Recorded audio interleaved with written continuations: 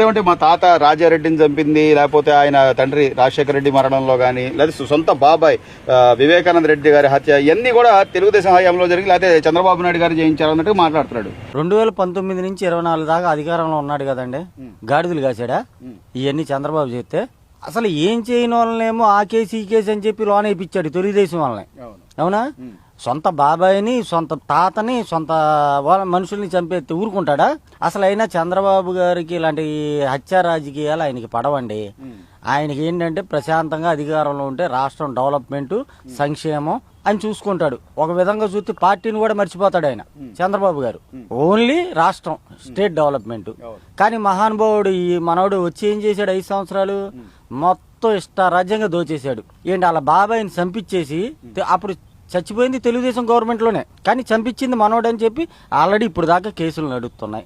ఏంటి 5 సంవత్సరాలు ముఖ్యమంత్రిగా ఉన్నప్పుడు ఆయన సునీత గారు అనుకుంటా, ఆమె కూతురు, ఆయన కూతురు, ఆమె తిరగని మెట్లు లేదు ఏ జగన్మోహన్ రెడ్డి దగ్గరికి, కనీసం దగ్గరికి కూడా రానివ్వాల. ఆ తర్వాత రోమర్స్ ఏమి వచ్చినాయి? నువ్వు కాముగా ఉంటే ప్రశాంతంగా ఉండు, లేదంటే అవినాష్ రెడ్డి బీజేపీలోకి వెళ్ళిపోయి ఇదవుతాడు, అది ఇది తేడా వస్తుంది నీకు అన్నాడు. కొన్ని రోజుల తర్వాత ఏం జరిగింది? వీళ్ళ పార్టీ వాళ్ళతో ఏం ప్రెస్ మీట్ పెట్టించాడు? సునీతను వాళ్ళ ఆయన చంపించారు అన్నాడు.